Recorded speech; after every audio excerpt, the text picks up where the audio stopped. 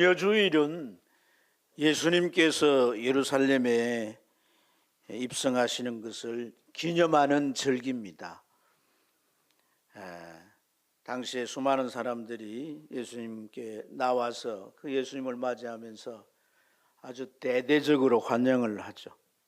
종려나무를 꺾어서 흔들면서 호산나 다윗의 자손이여 주의 이름으로 오시느니여 우리를 구원하소서 하면서 예수님을 맞이했어요.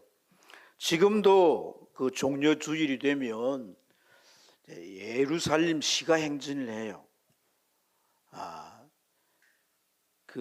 주로 이제 천주교 사제들이 앞장서서 진행을 하는데, 예수님이 어디서부터 나귀를 타고 오셨냐면 벳바게라고 하는 동네에서부터 나귀를 타시고 가셨거든요. 이제 그곳에서부터 저 감람산, 산이라 해야 뭐 동산이죠. 높지 않는데 저 감람산을 둘러서 예루살렘 성전까지 이렇게 행진을 합니다.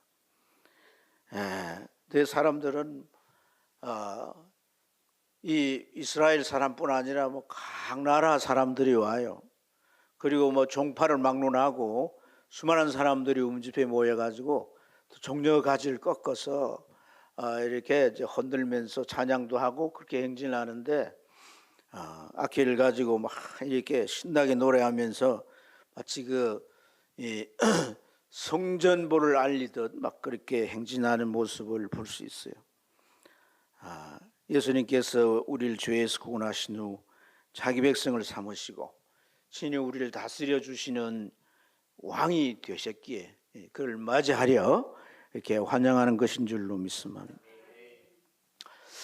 같이 우리가 이제 보고 들은 이 말씀은 첫 번째 종려주일의 행진입니다.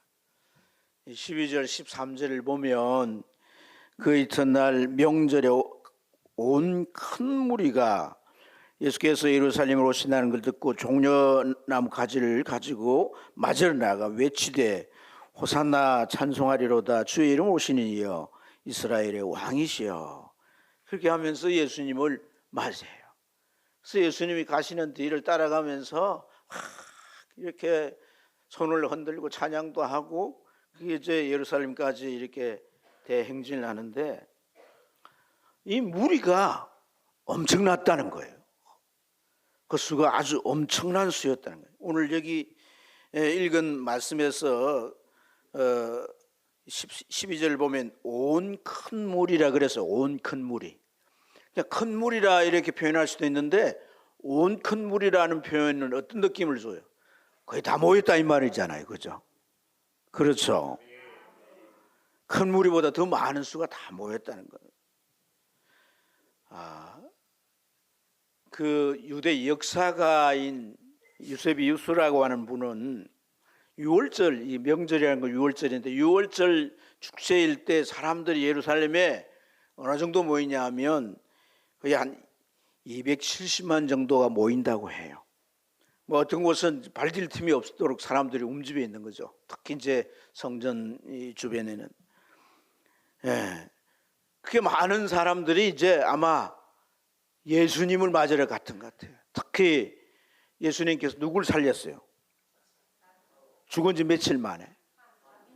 그러니까 거의 부패했던 거죠. 그런데 예수님께서 나사로야 나오너라 이러니까 나사로가 배를 동인 채 걸어 나온단 말이에요. 놀래가지고 사람들이 무슨 이런 일이 있냐. 근데 그걸 다 목게 간 사람들이 이 6월절 명절에 모인 사람들에게 다 얘기를 한 거예요. 오늘 말씀에 그들이 나사로가 살아났다는 걸 증거했다고 그러잖아요. 그러니까 예수님에 대해서 뭐 이렇게 저렇게 생각도 하고 의아했던 사람들도 이 메시아다, 이분 하나님 보내신 메시아다 이렇게 확신을 하고 예수님 맞으러 다 나왔던 거예요. 그러니까 엄청난 수가 나왔습니다. 특히 이제 예루살렘 시민들은 종교적인 이런 것에 많이 길들여져 있지만은 외부에서 온 사람들은 신앙적인 열정이 있었던 사람이에요. 절기를 지키려고 저 몰려있는 마을에서도 오기도 하고 외국에 나가 있는 사람들도 오기도 하거든요. 쉽지 않잖아요. 그러니까 하나님 나라에 대한 열망이 큰 사람들이기 때문에 이렇게 모인 것이죠. 이들이 다 예수님을 맞으러 대부분이 나왔다라고 생각을 해볼 때 예수님에 대해서 항상 반대편에 서고 막 비판하고 예수님에 대해서 막 이제 마귀의 그 왕 바알사를 힘입어 가지고 뭐 이렇게 기적을 행하고 능력을 나타내서 병자도 고치고 귀신도 쫓는다 뭐 이런 얘기했던 이 바리새인들도 19절에 보면 뭐라고 말합니까? 볼지어다 너희 하는 일이 다 쓸데없다. 예수님을 자꾸 이제 비방하고 예수님에 대해서 그가 활동하는 것에 대해서 막 깎아내리고 오만 이제 부정적인 것을 대했던 그 일이 쓸데없게 됐다는 거예요. 뭐라고 말합니까? 보라 온 세상이 그를 따르는도다. 그러니까 오늘 이 첫 종려주일에 우리 그냥 이렇게 볼 수 있는 부분이지만 사람들이 얼마나 많이 모였는가 하는 것을 알 수가 있어요. 그런데 여러분 문제는 이 온 큰 무리가 정말 예수님을 이렇게 열렬히 환영하고 이렇게 예수님을 막 환호를 하고 이렇게 맞이하지만은 정작 예수님이 오셔서 그들이 오셔서 뭘 하실지 그들은 정확하게 모르고 있다는 거예요. 이게 넌센스인 겁니다. 넌센스. 사람들이 예수님을 향하여 호산나 찬송하리로다 주의 이름으로 오시는 이여 곧 이스라엘의 왕이시로다 뭐 이랬는데 이 호산나라는 말의 뜻이 우리를 구원하소서 이런 말이거든요. 그런데 이들이 정말 이 이들이 구원하소서라고 그렇게 그들의 원함을 소리치지만은 정작 구원에 대해서 잘 모르고 있다는 거예요. 하나님께서 예수 그리스도를 통해서 그들에게 주시는 구원을 그들이 정확하게 모르고 있다는 거예요. 모든 것이 하나님께로부터 오지만은 내가 원하는 것과 하나님이 주시려는 것과 다를 수가 있다는 거예요. 사실 이들은 로마의 압제하에 있었죠. 농사 짓고 뭐 이제 고기도 잡고 뭐 또 이제 산업을 일으켜서 뭐 했던 거 다 공출로 빼앗아가면 세금도 걷어갑니다. 길을 지나가도 세금을 받아가요. 또 뭐 방귀를 들고 가면 잡아가지고 죽입니다. 그러니까 이 압제의 고통에 이제 벗어나기를 원했죠. 해방을 원했던 것이단 말이에요. 그러나 하나님이 이들에게 예수 그리스도를 통해 주시고자 하신 것은 이 압제에서 해방이 아니라 죄에서 해방이었던 거예요. 죄에서 구원하시려고 했던 것이에요. 여러분 무엇이 더 중요할까요? 압제에서 벗어나는 해방이 중요할까요? 죄에서 구원받는 게 중요할까요? 압제를 안 당해봐가지고 지금 이런 소리.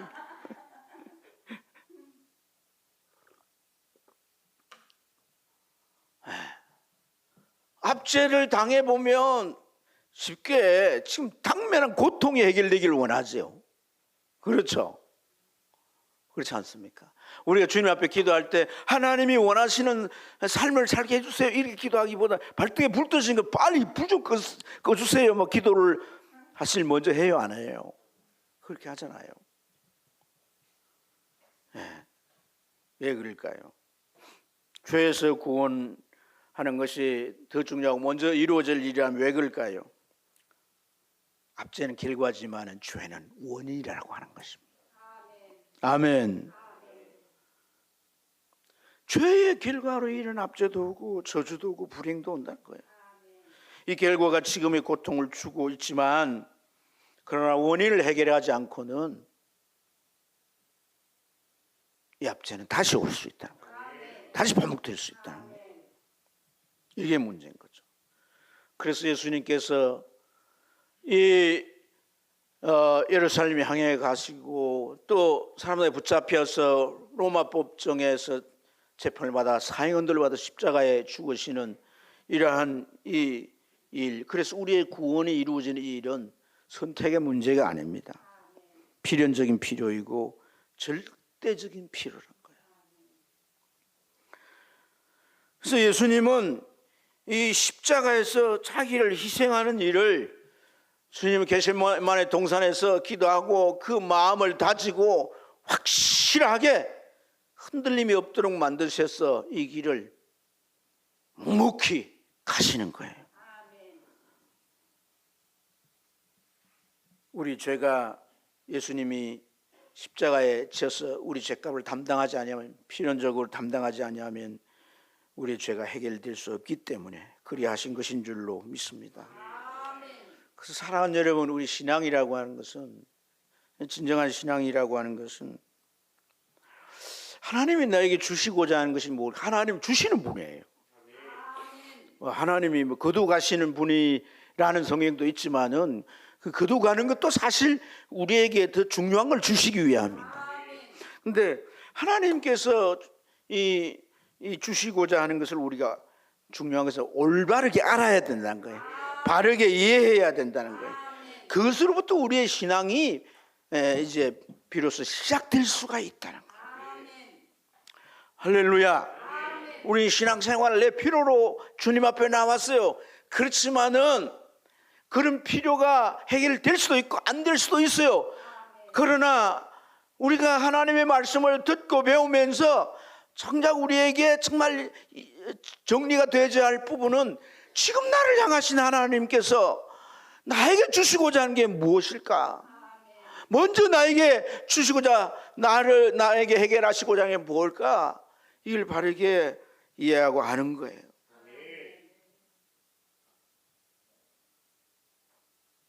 요한복음 17장 3절에 보면 영생은 곧 유일하신 참 하나님과 그가 보내신 자 예수 그리스도를 아는 것이니이다. 영생은 뭐라고요? 하나님과 예수님을 아는 거라고 했잖아요. 아는 거. 사람들도 하나님 있다는 거 아는 사람들도 있어요. 그죠? 예수님이 역사적으로 존재하는 것도 아는 것도 있죠. 근데 여기 안다는 것은 지금까지 말씀드린 맥락에서 정말 하나님이 우리에게 주시고자 하는 거, 그 영생인 거죠. 영생. 영생을 우리가 얻는다라고 하는 것은 무슨 이제 생명이, 영원한 생명이 내 안에 들어오는 것이기도 하지만 하나님과의 관계 회복인 거예요. 죄로 끊어진 관계가 연결된 거란 말이에요. 그 위에 우리의 삶은 모든 것이 하나님의 뜻에 따라 주어지게 되는 거예요. 할렐루야. 그래서 하나님을 아는 것에 우리가 힘써야 돼요. 아는 것에 힘쓰는 게 신앙생활이에요. 그래서 여러분, 우리 생각만 가지고 이게 필요한데 발 동동거리면서 이것보다는 하나님을 알되 바로 알자, 하나님을 충분히 알자, 이것이 우리 신앙의 모토가 되어야 되는 거예요. 바울 사도도 골로새서 1장 9절 10절에 보면 우리도 듣던 날부터 너희를 위하여 기도하길 그치지 아니하고 구하노니 너희로 하여금 모든 신령한 지혜와 총명에 하나님의 뜻을 아는 것으로 채우게 하시고, 할렐루야, 주께 합당하게 행하여 범사에 기쁘시게 하고 모든 선한 일에 열매 맺게 하시며 또 하나님을 아는 것에 잘하게 하시고, 하나님을 아는 것에 채워지고 잘하고, 그래 되면 우리가 하나님과 언밸런스가 안 되는 거예요. 아멘. 하나님 이리 가는데 나는 이리 가면 안 되잖아요. 할렐루야. 하나님과 함께 갈 때 험사한 줄령도 우리 넘을 수 있는 거고, 아무리 긴 강도 넓은 바다도 그 파도를 헤쳐서 목적에 도달할 수 있는 것이고, 우리의 구원의 여정 끝에 오늘 천국 문 앞에 이룰 수 있게 되는 거예요. 문을 활짝 열어주시고 어서 오너라 내 아들아 딸아, 세상이 믿음으로 산다고 수고했다 이러면서 그 품에 우리가 꼭 안기게 될 줄 믿습니다. 그 품에 꼭 이렇게 안기면 세상의 시름, 걱정, 병들의 고통 뭐 이런 게 다 삭가시고 그 천국에서 이제 천국이 얼마나 좋은지 안 가봐서 잘 모르죠.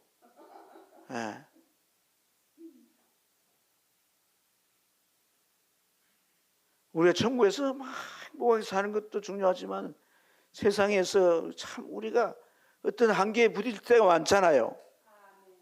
사람 때문에, 일 때문에, 돈 때문에. 이 교회는 아멘을 다 하나만 하는 거예요, 대표적으로. 그래서 정말 우리가 다 놔주실 때 그 품에서 다 녹고 없어지는 거예요. 아무리 툭툭 틀어보세요. 없어져. 이게 정말 우리가 바라고 소원한 거 아닙니까? 할렐루야. 근데 예수님은 이 무리들이 뭘 원하는지 아실까 모르실까? 아시죠. 예수님이 사람의 속도 아시는데 그 사람이 지금 앞에 없어도 어디에 있어서 무슨 생각을 하는지도 아시잖아요. 누구 얘기예요? 예? 나다나엘 얘기잖아. 나다나엘. 그렇죠. 나다나엘이 어디 있는지도 모르면서 예수님이 무화과 나무를 하시잖아. 그때 네가 뭔 생각을 하고 있었는지 내가 다 안다. 우리가 어디에 있어서 무슨 생각을 하는지 예수님 다 안다는 거예요. 조심하시기 바랍니다. 조심하시기 바랍니다. 우리가 어디에서 뭔 생각을 하는지 주님 아신다는 거예요. 내 눈에 주님이 안 보인다고. 지 눈이 까막눈인 줄 모르고는. 내 눈에 주님이. 성경을 보세요. 하나님은 숨어 계신 분이라고 또 때로 그랬어요.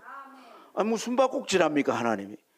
숨어 계신다는 것은 하나님께서 내가 지금 눈앞에 하나님 보이기를 원치면 안 보인다는 얘기죠. 그렇지만 하나님 존재하지 않는 게 아니잖아요.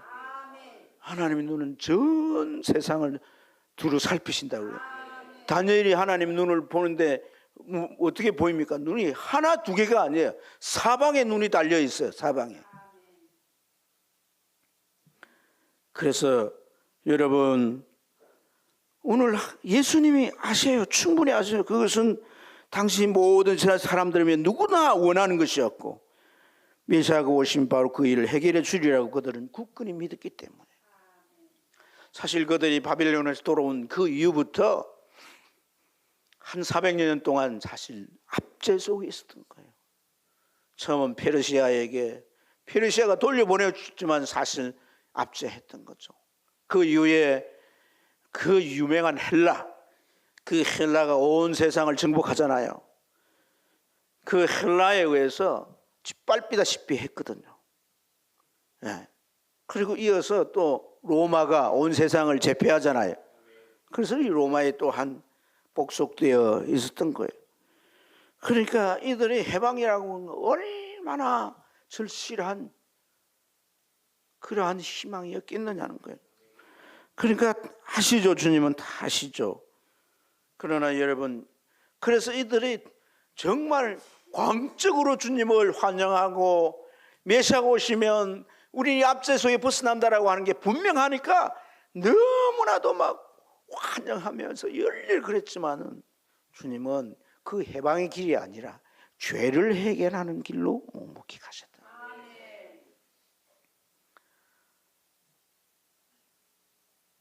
사랑하는 여러분, 주님은 이들의 요구를 전혀 개의치 아니하시고 오직 죄를 짊어지시는 그 목표만을 향해서 가셨다는 거예요.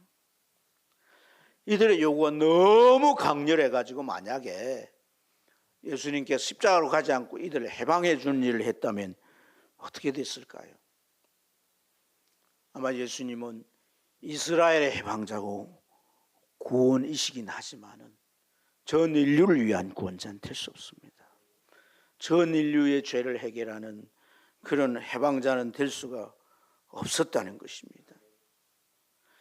얼마든지 주님은 당장 가서 이 로마의 그 압제를 위하여 세워놓은 총독을 없애버리고 또 허수아비로 세워놓은 그 헤롯 왕을 제거하셔서 그 백성들을 압제 속에 벗어나게 하실 수가 있습니다. 그러나 그렇게 되면 죄에 빠진 모든 인생들의 구원은 요망한 것이 되고 마는 것입니다. 독일의 본헤프라고 하는 목사님이 계세요. 이 본헤프라고 하는 목사님이 참 똑똑한 분이에요. 천재 신학자라 이렇게 말하는데 이분이 이제 트빙겐 대학에 들어서 공부를 하면서 21살에 박사학위를 땄어요. 근데 그 박사학위 논제가 뭐냐면 성도의 교제라는 그런 논제인데 그 논문을 보고 칼 바르트라고 하는 신학자가 눈이 둥그레 칭찬을 했다는 거예요. 칼바르트인지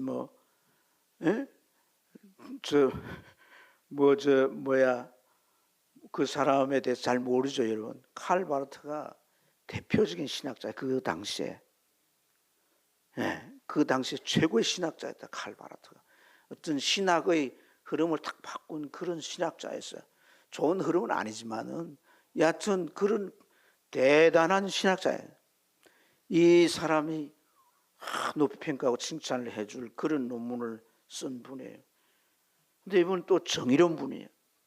당시에 통치자가 누구냐면 히틀러였습니다. 이 히틀러가 전쟁을 유발해가지고 온 유럽을 상대로 해서 하나하나 잠식해 갔습니다. 그러면서 수많은 사람들을 살해하고, 특히 이제 유대인들은 600만이 죽었다고 그러잖아요. 그렇지 않습니까? 아주 비참하게 죽이고 온갖 방법으로 죽이고 이랬어요. 그래서 이 전쟁에 미친 자, 그러니까 미친 사람이 운전을 해가 차 운전해 가면 아무나 들어받을 거 아니냐, 이걸 빨리 차에서 끌어내려야 된다, 이런 얘기를 했는데, 어쨌든 그 당시에 이분은 미국으로 건너가 가지고 유니언 신학교에서 교수로 강의도 하고 이랬는데, 많은 고민을 해서 내가 내 나라를 이렇게 떠나와서, 내 나라가 지금 그 광분한 미치경의 지배를 하고 있는데 내 나라를 떠나와 가지고 내가 이렇게 학생들을 가르치는 교수로 있어도 되겠는가, 그 갈등이 참 많았다고 합니다. 그래서 많이 고민하다가 말라기서에 있는 주님은 은을 정련하시고 깨끗게 하신다는 말씀에 도전을 받고, 악에 대하여 그가 이제 그 악을 제거하고 악에 대하여 항거하기로 결단을 해요. 그래서 독일에 돌아와 가지고 히틀러 암살단에 가입을 하는 거예요. 암살단에 들어가 가지고 히틀러를 죽일 것을 이제 위해서 여러 가지 활동을 하는데, 히틀러를 죽이지 못하고 붙잡혀서 감옥에 들어갔어요. 2년 동안 감옥살이를 하게 됩니다. 그리고 결국 나라가 나라가 이제 완전히 전쟁이 끝나기 몇 년 전에 39살의 나이로 사형이 돼요. 근데 사형이 되기 전에 그가 본 환상을 일화로 전해지고 있습니다. 그 환상이 뭐냐면, 하늘의 심판대인데 그 심판장 자리에 하나님이 앉아 계시고 그 앞에 누가 서냐면 아돌프 히틀러가 서 있는 거예요. 눈을 뜨세요. 그리고 나를 보세요. 노래 가사 같이. 그 히틀러가 앞에 있는 거예요. 그리고 하나님이 이제 언도를 하십니다. 너 히틀러는 그동안 수많은 사람들을 학대하고 무고한 생명을 피 흘리게 하였으니 그 죄가로 너는 지옥에 들어가서 영원히 고통받아야 한다. 하나님의 언도가 이렇게 내려졌는 거예요. 그때 히틀러가 사색이 노래가지고 부르짖더란 거예요. 뭐라고 부르짖냐면, 하나님, 저는 죽은 이후에 이런 곳이 있다는 것을 까마득히 몰랐습니다. 심판이 있고 죄에 대하여 또한 그 결과로 지옥 간다는 사실을 전혀 나는 몰랐습니다.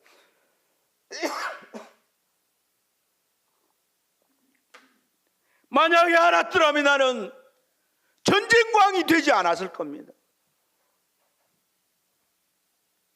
그리고 이런 곳이 있다는 것은, 또 죄 결과로 이런 곳에 들어가 영원히 고통받는다는 것을 아무도 내게 알려주지 않았습니다.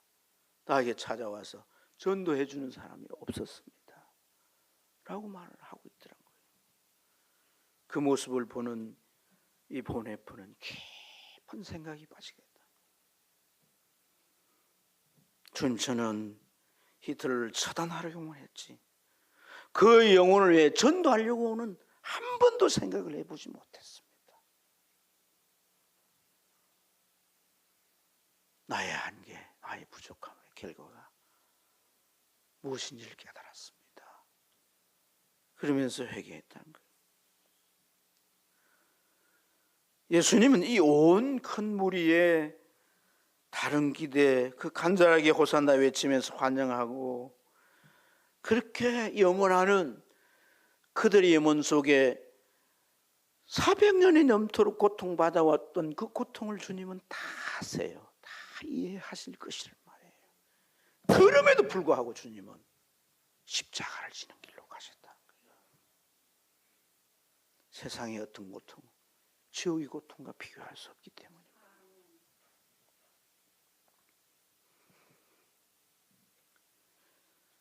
사람은 자기 기대가 무너지면요, 딱 등 돌리게 되죠. 등 돌리게. 이게 다 사람들이 내 기대가 잘못된, 이게 자성하기보다는 등을 돌리게 돼요.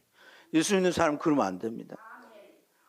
근데 오늘 예수님께 뭐 호산나고 난리치던 이 사람들이 예수님 끝까지 따라가 봤어요. 근데 예수님이 뭐 성전에 들어가서 뭐 장사하는 자들 상 업고 막 짐승들에 쫓고 이러시더니 앉아서 가르치고 사람들 병자 고치고 뭐 이러시다가 나중에 보니까 예수님께서 붙잡혀가지고 어디에 계시는 거예요?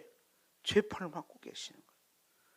그러니까 그들의 기대가 지금 이루어질 것 같아요? 안 이루어질 것 같아요? 안 이루어질 것 같아요. 대제사장들이 선동을 합니다. 예수님을 십자가에 처형해야 로마 군대를 보내 우리를 치러 오지 않는다. 그러니까 그들은 예수님을 저 재판장인 빌라도 십자가에 처형하라고 소리를 지릅니다. 소리를 지릅니다.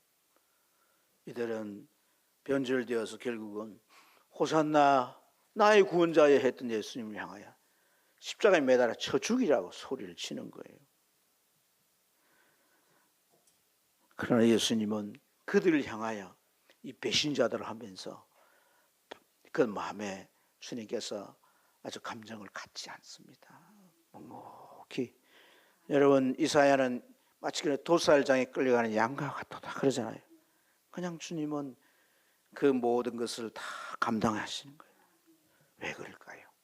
시간이 지나면, 이 사명이 이루어지면, 십자가에서 우리의 모든 죄를 다 해결하고 나면 성령이 오셔서 복음이 전해지게 되고 저들 또한 하나님의 구원의 은혜를 받을 수 있는 기회가 올 것이다. 이걸 아시기 때문에. 할렐루야. 제자들 보세요. 사실 그들도 마찬가지였어요. 16절을 한번 읽어볼까요? 읽겠습니다. 시작.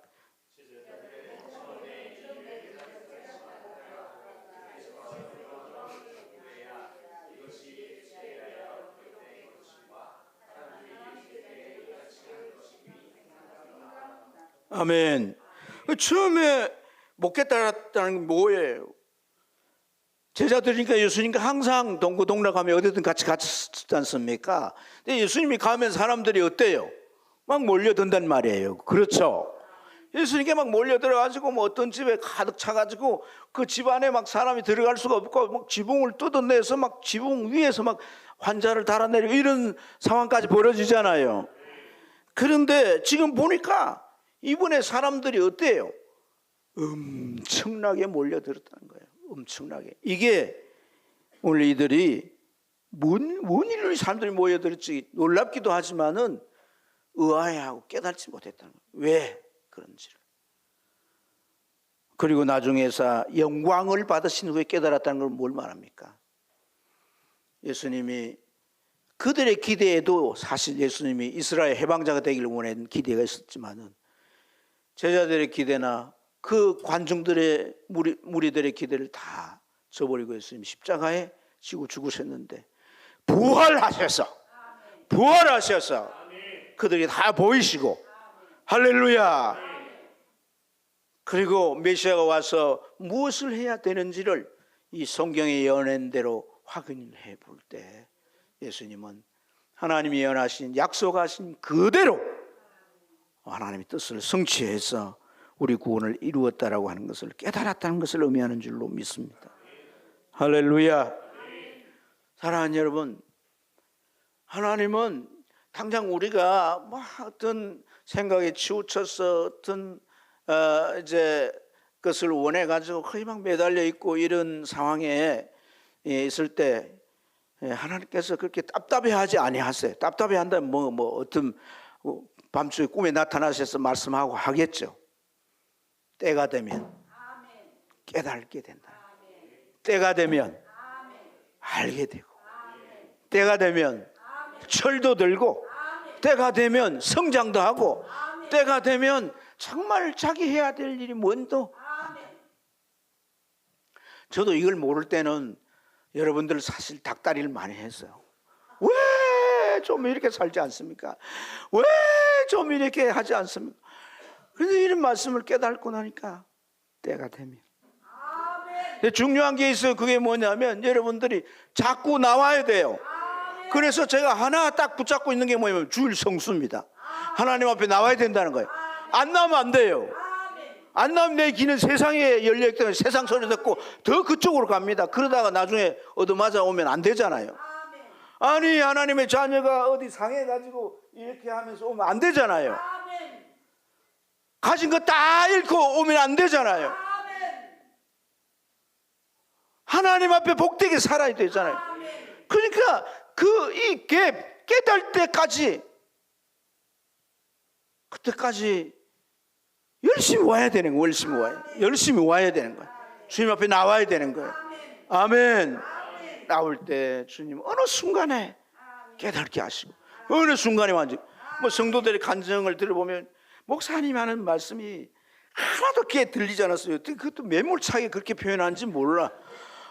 저 상처를 막 주려고 막 의도를 해서 그런 건 아닌 것 같은데 하나도 귀에 안 들려와요. 답답하니까 그렇죠.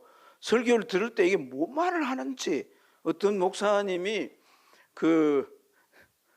제 설교에 대해서 강의를 하시면서 어떤 분들이 강단에 올라가서 설교를 하는데 뭔 말인지 도대체 알 수가 없어가 때로는 가슴 멱살 잡고 뭘 말하고 싶으냐, 이렇게 하고 싶은 때가 있대요.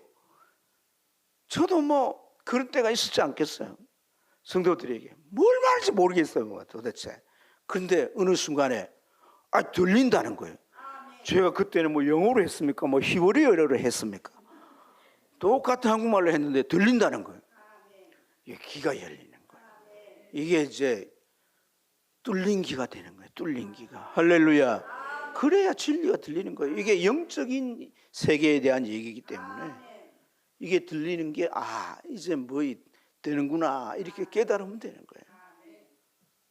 사랑하는 여러분, 오늘 더 하나 깨달아야 되는 중대한 사실은 뭐냐면, 예수님이 십자가의 길을 가는 그 끝에는 인생을 위해 주시고자 하는 하나님의 놀라운 선물이 있습니다. 인생의 모든 문제에 대한 답이 그 선물 상자에 담겨 있다는 사실을 우리가 깨달을 수가 있습니다.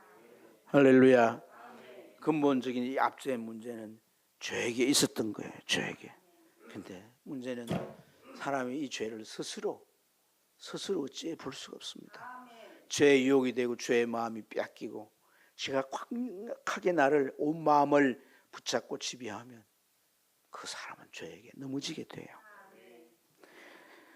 내 삶이 내가 원하는 데 생각대로 살 수도 없어요.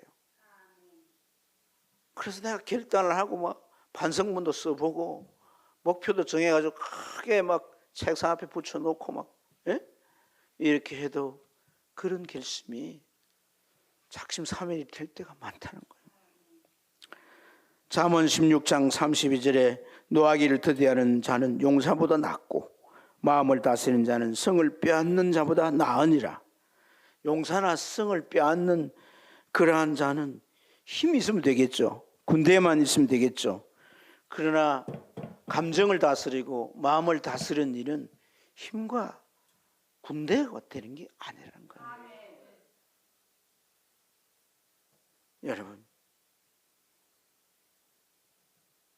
오늘 예수님은 누구로, 어떤 분으로 오셨다고 말합니까? 우리 15절을 같이 읽습니다. 시작.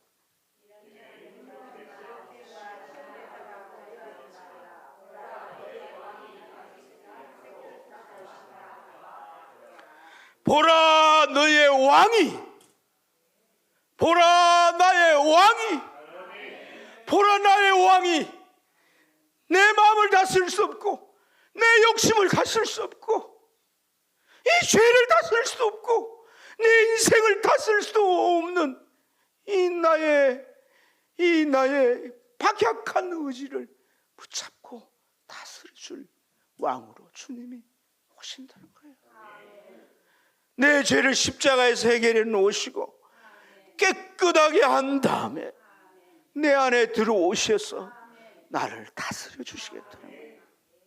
그래서 두려워하지 마라. 염려하지 마라. 네 삶이 압제에 사슬에 쌓여 있냐? 오고 가도 못할 환경에 처해 있냐? 그 압제에 눌려져서 네가 정말 똥이 되다시피 그렇게 되어 있냐? 두려워하지 마라. 주님이 나귀 타고 오신다는 거예요.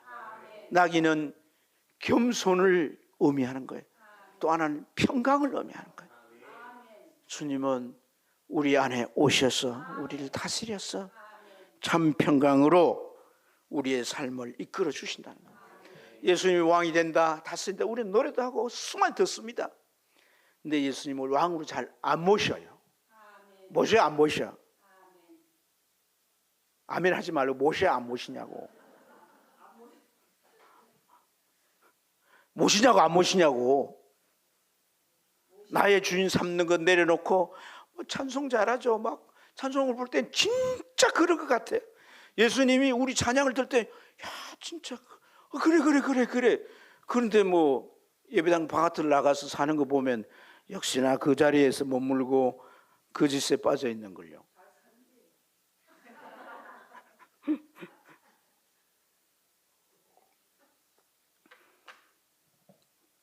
나귀를 타고 오시는 예수님 한번 보세요. 나귀를 타고. 그것도 무슨 나귀? 아니 짐승을 타면 짐승이 몸을 다 태워야 될 거 아니에요. 그렇죠. 근데 나귀는 좀 작잖아요. 게다가 유대 나귀는 더 작은데 그런 데다가 무슨 나귀? 새끼 나귀니까 그걸 태웠으니까 새끼는 볼 짐승 이렇게 짐을 실어 나른 건데 짐을 한번 실어봤을까 안 실어봤을까? 안 실어봐서 길들여져 있을까 안 들을까? 얼마나 불편할까 안 불편할까? 뭐 하나 다 가지고 막 가자고 하는데 힘들어 죽겠어.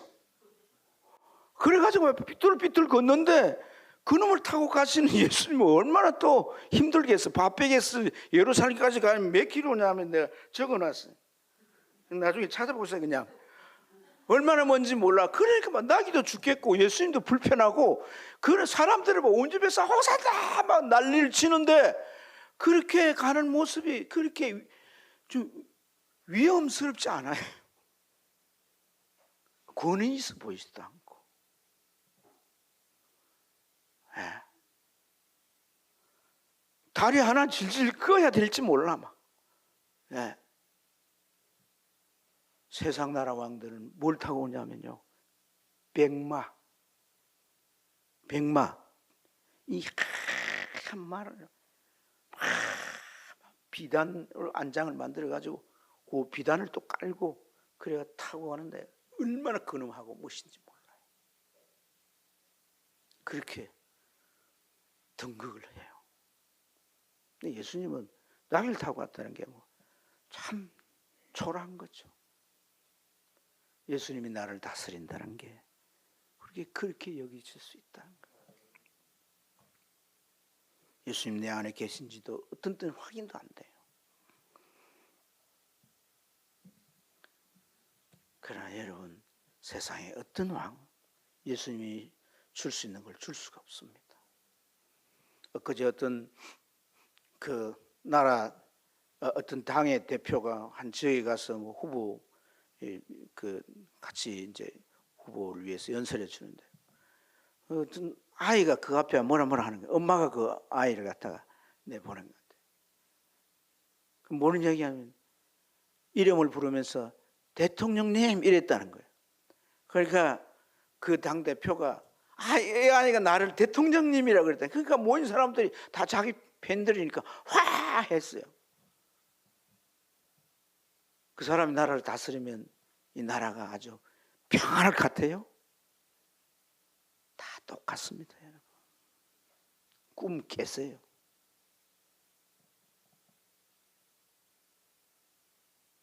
사람의 다스림은요, 자기 영예와 자기 굴림과 자기 목적이 있는 거예요. 이것에 우리를 속으면 안 되는 거예요. 세상 역사가 어떻게 되어진다 할지라도 나를 다스리는 분은 오직 예수 그리스도가 되어야 되는 거예요. 여러분이 예수 당이 되시길 바랍니다. 어떤 땅에 치우치지 말고 제발 좀 예수 당 되세요.